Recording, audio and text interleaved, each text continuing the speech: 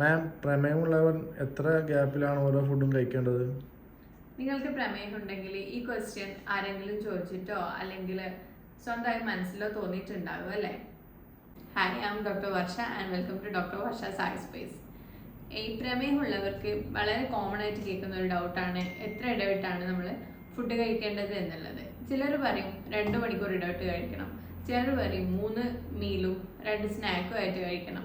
ഇങ്ങനെ പല കാര്യങ്ങളും പലരിൽ നിന്നും കേട്ടിട്ടുണ്ടാവും അല്ലേ?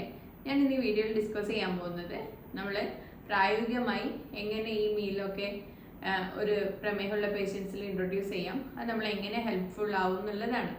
അപ്പോൾ നമുക്ക് ഡീറ്റെയിൽ ആയിട്ട് വീഡിയോയിലേക്ക് കിടക്കാം. മാം, ഒരു ഡൗട്ട്. പ്രമേയമുള്ള എല്ലാവർക്കും ഫുഡിനൊക്കെ ഒരേപോലെയാണോ? അല്ല, പ്രമേയമുള്ള എല്ലാവർക്കും നമുക്ക് ഒരേ ഭക്ഷണ രീതി ഒരിക്കലും ഫോളോ ചെയ്യാൻ പറ്റില്ല. അത് നിങ്ങളുടെ ഇൻസുലിൻ റെസിസ്റ്റൻസ്, ഇപ്പോൾ എത്ര വർഷമായിട്ട് പ്രമേഹമുണ്ട്, അതുപോലെ തന്നെ ഷുഗർ പാറ്റേൺ, പിന്നെ നിങ്ങളുടെ ഭക്ഷണക്രമം, ലൈഫ് സ്റ്റൈൽ, നമ്മൾ വർക്ക് ചെയ്യുന്ന രീതി, അങ്ങനെ നമ്മളൊരു ഡെയിലി ഇപ്പോൾ എത്ര വർക്കൗട്ട് ചെയ്യുന്നു, ഇതിനൊക്കെ ആശ്രയിച്ചിട്ടായിരിക്കും ഉണ്ടാവുക.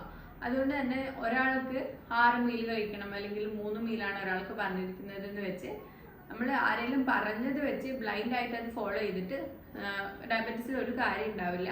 നിങ്ങളുടെ ബോഡി ടൈപ്പ്, നിങ്ങളുടെ ലൈഫ് സ്റ്റൈലൊക്കെ വെച്ചിട്ടാണ് നമ്മൾ പൂർണ്ണമായിട്ടും ഇതൊന്ന് ഷെഡ്യൂൾ ചെയ്യേണ്ടതായിട്ടുള്ളത്. അപ്പോൾ മീലിൻ്റെ എണ്ണമാണോ മെയിനായി നോക്കേണ്ടത്?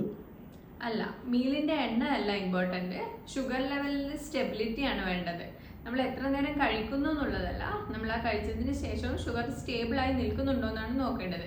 ചിലവർ 3 നേരം കഴിച്ചാൽ തന്നെ ഷുഗർ സ്റ്റേബിൾ ആയിരിക്കും, പക്ഷെ എന്നാൽ 5 നേരം പ്രോപ്പർ ഗ്യാപ്പ് ഇട്ടൊക്കെ കഴിക്കുന്നവരിൽ ഷുഗർ സ്പൈക്ക് ഉള്ളതായിട്ട് കണ്ടുവരുന്നുണ്ട്. ഇത് മെയിനായിട്ട് ഡിപ്പെൻഡ് ചെയ്യുക നമ്മൾ ഉൾപ്പെടുത്തിയിട്ടുള്ള കാർബോഹൈഡ്രേറ്റിൻ്റെ എത്ര ക്വാണ്ടിറ്റി ഉണ്ട്, അതുപോലെ തന്നെ ഫൈബർ ഉണ്ടോ, പിന്നെ നമ്മുടെ പോർഷൻ സൈസ് കറക്റ്റ് ആണോ, അതുപോലെ ഇതുപോലെയുള്ള ഫാക്ടേഴ്സ് ഒക്കെ വെച്ചിട്ടാണ് നമ്മളിത് പ്രോപ്പറായിട്ടൊന്ന് കൺഫേം ചെയ്യുക. അപ്പോൾ 3 മീൽസ് എന്ന രീതി ഫോളോ ചെയ്യുന്നത് കൊണ്ട് എന്താണ് നമുക്ക് ബെനിഫിറ്റ്സ് മാഡം? ശരിയാണ്, നമ്മൾ 3 മീൽസ് ആണ് നോർമലി ഫോളോ ചെയ്യുന്നത്. അതുകൊണ്ട് ബെനിഫിഷ്യൽ ആയിട്ട് തോന്നിയിട്ടുമുണ്ട്. മെയിനായിട്ട് നോക്കുകയാണെങ്കിൽ കാർബ്സ് കൺട്രോള് കുറയും, പിന്നെ നമ്മൾ ഇൻസുലിൻ ഓവർലാപ്പ് കുറവായിരിക്കും, അതുപോലെ തന്നെ ബ്ലഡ് ഷുഗർ നമുക്ക് പ്രെഡിക്റ്റബിൾ ആയിരിക്കും. ഇപ്പോൾ നമ്മളൊരു എക്സാമ്പിൾ നോക്കുകയാണെങ്കിൽ ബ്രേക്ക്ഫാസ്റ്റിന് നമ്മൾ ഒരു ഹോൾ ഗ്രെയിൻ, മുട്ട, പച്ചക്കറി കഴിക്കുന്നത്, ലഞ്ചിന് മീൻ, ചിക്കൻ, അതുപോലെ കൂടെ കറികൾ കഴിക്കുന്നത്, പിന്നെ നൈറ്റ് നമ്മൾ ഇതുപോലെ തന്നെ പച്ചക്കറിയും കാർബ്സൊക്കെ കഴിക്കുന്നത് ടൈപ്പ് 2 ഡയബറ്റീസിൽ ബെനിഫിഷ്യൽ ആയിട്ട് കണ്ടിട്ടുണ്ട്. ഈ ഒരു 3 മീൽ ഫോളോ ചെയ്യുന്നത് ബെനിഫിഷ്യൽ ആയിട്ട് കണ്ടിട്ടുണ്ട്. മാഡം, ഒരു ചെറിയ ഡൗട്ട്. അപ്പോൾ നമ്മൾ പ്ലാൻ ചെയ്ത് സ്നാക്സ് കഴിക്കുന്നത് ഹെൽപ്ഫുൾ ആണോ? പ്ലാൻഡ് സ്നാക്സ് ചിലർക്ക് ഹെൽപ്ഫുൾ ആണ്. അതായത് ലോ ഷുഗർ ഉള്ളവർക്ക്, ഇൻസുലിൻ ഉപയോഗിക്കുന്നവർക്കൊക്കെ കൂടുതൽ ഗ്യാപ്പ് കിട്ടുന്നതിന് ഹെൽപ്ഫുൾ ആയിട്ടുള്ള സ്നാക്സ് നോക്കുകയാണെങ്കിൽ ആപ്പിൾ, പീനട്ട് ബട്ടർ മിക്സ് ചെയ്തിട്ട്, അതുപോലെ തന്നെ നട്ട്സിൻ്റെ കൂടെ ഗ്രീൻ യോഗേർട്ട് കഴിക്കുന്നത്, ഇതൊക്കെ ഹെൽപ്ഫുൾ ആയിട്ട് കണ്ടിട്ടുണ്ട്. പക്ഷേ നമ്മൾ പ്ലാന്റ് സ്നാക്സ് എന്ന് പറഞ്ഞിട്ട് ബോറടിക്കുമ്പോൾ സ്നാക്സ് കഴിക്കുന്നത് ചിലപ്പോൾ ബോഡിക്ക് അത്ര നല്ലതായെന്ന് വരില്ല. അപ്പോൾ നമ്മൾ ഇടയ്ക്കിടയ്ക്ക് ഫുഡ് കഴിക്കുന്നത് കൊണ്ട് എന്ത് ബുദ്ധിമുട്ടാണ് നമ്മുടെ ബോഡിക്ക് ഉണ്ടാകുന്നത്? നമ്മളിപ്പോൾ 2 മണിക്കൂർ ഗ്യാപ്പിലൊക്കെ ഫുഡ് കഴിച്ചുകൊണ്ടിരിക്കുന്നതെന്ന് വിചാരിച്ചോളൂ. അപ്പോൾ ഇൻസുലിൻ എല്ലായ്പ്പോഴും കൂടുതലായിട്ടാണ് ഉണ്ടാവുക. അതുപോലെ തന്നെ ബ്ലഡ് ഷുഗർ ലെവൽ താഴെ ഇറങ്ങാനൊരു ടൈം കിട്ടാതായിട്ട് വരും. അപ്പോൾ ബ്ലഡ് ഷുഗർ സ്പൈക്ക് ഇടയ്ക്കിടയ്ക്ക് ഉണ്ടാവും. പിന്നെ ഉണ്ടാവുക നമ്മൾ വെയിറ്റ് ഗെയിൻ പെട്ടെന്ന് നടക്കും. നമ്മളൊരു ഗ്യാപ്പില്ലാതെ ഫുഡ് കഴിച്ചുകൊണ്ടിരിക്കുമ്പോൾ വെയിറ്റ് ഗെയിൻ ഉണ്ടാവും. അപ്പോൾ ഈ ഇത്തരം ആളുകളെടുത്ത് മെയിനായിട്ട് ചോദിക്കേണ്ടത് വിശന്നിട്ട് തന്നെയാണോ കഴിക്കുന്നതോ ഇതൊരു ഹാബിറ്റ് ആയി കൊണ്ട് നടക്കുമോ എന്നുള്ളതാണ്. അപ്പോൾ ഹാബിറ്റ് ആണെങ്കിൽ അത് മാക്സിമം സ്റ്റോപ്പ് ചെയ്യാൻ വേണ്ടി ശ്രമിക്കുക. അപ്പോൾ ഡയബറ്റിക് പേഷ്യൻസിന് ഇന്റർമീഡിയറ്റ് ഫാസ്റ്റിംഗ് സേഫ് ആണോ മാഡം? ചിലർക്ക് സേഫ് ആണ്. ഇതിനെ കൊണ്ടുള്ള ഒരു ഗുണം എന്താണെന്ന് വിചാരിച്ചു കഴിഞ്ഞാൽ നമ്മൾ ഫാസ്റ്റിംഗ് ബ്ലഡ് ഷുഗർ കുറവായിരിക്കും, അതുപോലെ തന്നെ ഇൻസുലിൻ സെൻസിറ്റിവിറ്റി കൂടുതലായിട്ട് ഉണ്ടാവും. പക്ഷേ ഇതിൽ ചില പ്രശ്നങ്ങൾ കൂടി ഉണ്ടാകുന്നുണ്ട്. കാരണം പെട്ടെന്ന് ലോ ഷുഗർ ആവാം, ഷുഗർ പെട്ടെന്ന് താഴ്ന്നു പോവാം. അതുപോലെ തന്നെ മരുന്നുകളുടെ ഒരു ടൈമിങ്ങിൽ ഇതൊരു പ്രശ്നം വരും. അതുപോലെ തന്നെ ഓവർ ഈറ്റിംഗ് ഉണ്ടാവും. അത്രയും മണിക്കൂർ നമ്മൾ ഫാസ്റ്റിംഗ് എടുത്തിട്ട് പിന്നെ കഴിക്കുമ്പോൾ നമ്മൾ എക്സ്ട്രാ കഴിക്കാനും അതുപോലെ തന്നെ അപ്പോൾ തന്നെ ഷുഗർ സ്പൈക്ക് ഉണ്ടാവാനുള്ള ചാൻസ് ഉണ്ട്. അതുകൊണ്ട് തന്നെ ഒരു ഡോക്ടറുടെ നിർദ്ദേശപ്രകാരം മാത്രമേ ഡയബറ്റീസ് പേഷ്യൻ്റ് ഇന്റർമീഡിയറ്റ് ഫാസ്റ്റിംഗ് ആയാലും ഫാസ്റ്റിംഗ് എടുക്കാൻ പാടുള്ളൂ. അപ്പോൾ ഈ ടൈമിംഗ് ആൻഡ് കൺസിസ്റ്റൻസി ഒന്നും കാര്യമുണ്ടോ മാഡം? ഉണ്ട്. നമ്മുടെ ബോഡിക്ക് ഒരു റിതം എപ്പോഴും ഇഷ്ടമായിരിക്കും. അതായത് നിങ്ങൾ ഇന്ന് ബ്രേക്ക്ഫാസ്റ്റ് 7 മണിക്കാണ് കഴിക്കുന്നത് വിചാരിച്ചോളൂ.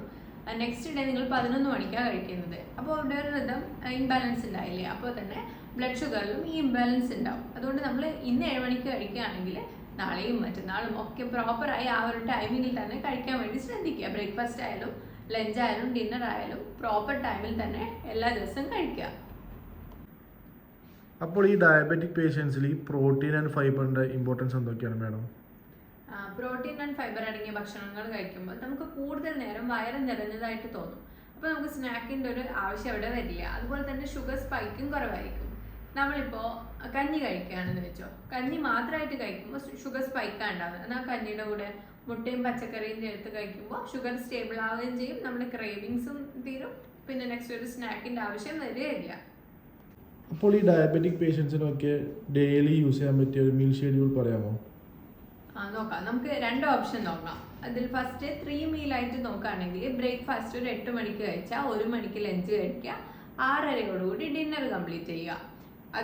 അതല്ല സെക്കൻഡ് ഓപ്ഷൻ നോക്കുകയാണെങ്കിൽ നമ്മൾ 3 മീലും സ്നാക്കും കൂടി നോക്കുന്നതാണെങ്കിൽ 7:30ക്ക് ബ്രേക്ക്ഫാസ്റ്റ് കഴിച്ചാൽ ഒരു 12:30യോടുകൂടി ലഞ്ച് കഴിക്കുക, 4 മണിക്ക് സ്നാക്ക് കഴിക്കുക, 7 മണിക്കുള്ളിൽ ഡിന്നർ മസ്റ്റായിട്ടും കഴിച്ചിരിക്കുക.